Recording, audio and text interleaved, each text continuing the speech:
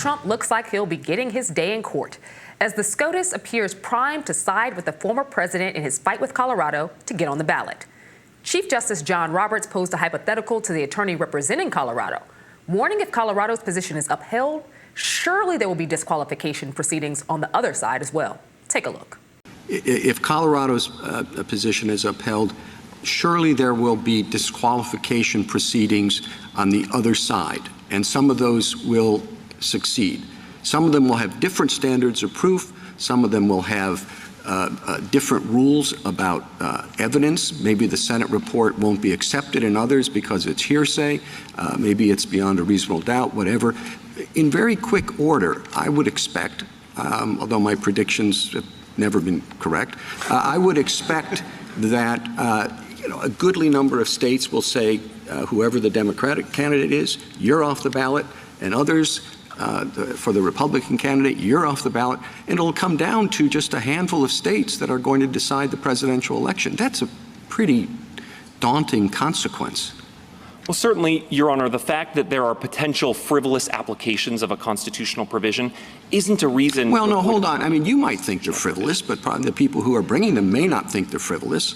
Insurrection is a broad term, and if there's some debate about it, I suppose that will go into the decision, and then eventually what we would be deciding whether there was an insurrection when one president did something as opposed to when somebody else did something else. Roberts was not alone, as Justices Alito, Thomas, and even Kagan seemed skeptical that Colorado had the right to remove Trump from the ballot. What say you, Jess?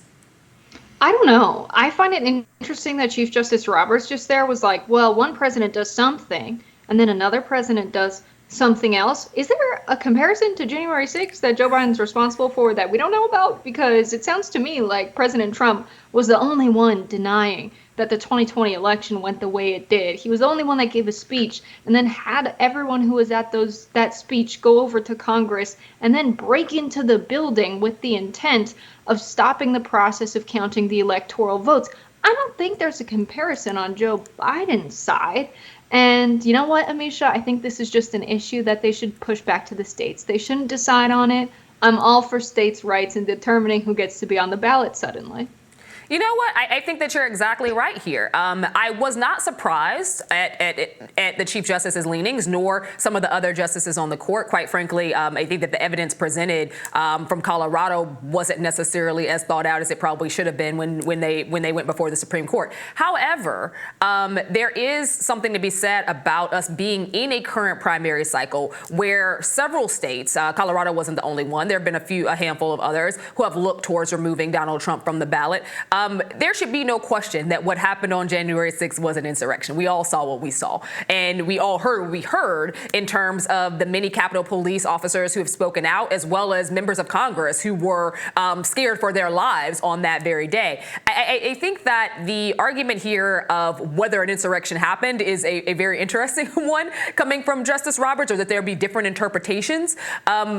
Because I don't know how else to describe what happened there when you have a coordinated group that has come and tried to overthrow the free and fair election of a United States president. It's frustrating that is where we happen to be, but I do think that they're using the same mindset in some ways that Joe Biden has used when it comes to stacking the Supreme Court. That if we are to expand the court, then who's to say that someone else who comes in later, a Republican, for instance, on down the road, may not continue to stack said court. And at that point, you just have ideological people on both sides who continue to make their recommendations based on their own political bent.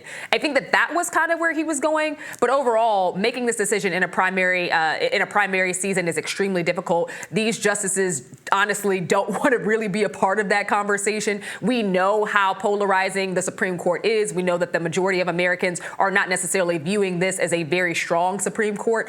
In addition to that, we saw what happened when the Supreme Court had to decide in the case of the hanging chads during the George W. Bush election back in the day ago at this point. I don't think that the justices really wanted to wade in on this very much at all, but they definitely don't want to be the deciding factor for the states. Yeah, it seems to be that's how American government's going. The people tasked with making decisions don't want to be the ones making them. There's a reason that the president so easily declares, not even declaring, but so easily sends military personnel abroad without having Congress declare war. Congress doesn't want to have to do that. They don't want to have to make that decision. And so the way decision making is outlined in the Constitution, things don't always shake out that way simply because those tasked with the decision making don't want to do it. And in the case of the Supreme Court, they're in this position partially because Merrick Garland didn't want to prosecute Donald Trump for inciting an insurrection. I really would love to know what the conversations were around all of the evidence that was presented by the January 6th committee. And despite their recommendations, we haven't seen any kind of federal prosecution that's been meaningful for this. It should have happened before the January 6th hearing happened. Instead, we're seeing how things shake out in the states where Donald Trump, in many cases, was aware that he lost, was asking people to find votes. And now it's become a bit of a circus, especially in the case of Georgia, with the prosecutor Fani Willis sort of caught in the grasps of Trump's attorneys, doing what they normally do, which is finding any dirt on that and making it extremely public. But nevertheless, this is something that didn't need to play out in state courts. And there should have been a ruling saying Donald Trump had a role in inciting the insurrection on January 6th. Absolutely. And to that point, I think that ideologically, the Supreme Court isn't always against there being a patchwork of states making decisions post their rulings. We've seen that in the case of their overturning Roe v. Wade. At the end of the day, now there's literally a patchwork of states that are working to eradicate abortion rights across the country. And it seems that, depending on where you live, you may have a certain element of your rights or full-fledged abortion rights, and in other places you don't. And the court didn't take any of those state decisions into account when they were casting their recommendations and their rulings in that case. But however, when it comes to elections, they seem to be wanting to have an approach that basically nationalizes these. Right, absolutely. I think that's hypocrisy in its finest form. To be totally okay with making a federal decision around whether or not Trump can be on the ballot when Colorado ruled mostly on Colorado state law, but also relied on the Constitution a bit, that an insurrection cannot hold public office, and saying, we do believe Donald Trump incited an insurrection, therefore he will not be on the ballot in the state of Colorado. Similarly, we have all of these trigger bans go into place as soon as the Supreme Court decides to overturn Roe v. Wade. States making their own decisions on things that have been argued successfully at the Supreme Court are matters that are constitutional, the 14th Amendment and the right to privacy in the case of women and abortion, that precedent being held up time and again. Also, the justices before the Supreme Court, in their confirmation, saying that they plan on upholding precedent, despite Republicans explicitly saying their plan was to nominate pro-life justices that would overturn Roe v. Wade. We did hear during their confirmations in the hearings that went on for hours in the case of Neil Gorsuch especially, but also in the case of Justice Kavanaugh and Amy Coney Barrett, we had this question asked, will you uphold precedent? And they said yes, and then they didn't. And so we're in a tough situation where it seems that they're making very clear partisan decisions. It's not about states' rights. It's not about pushing this decision back on the states and staying out of it.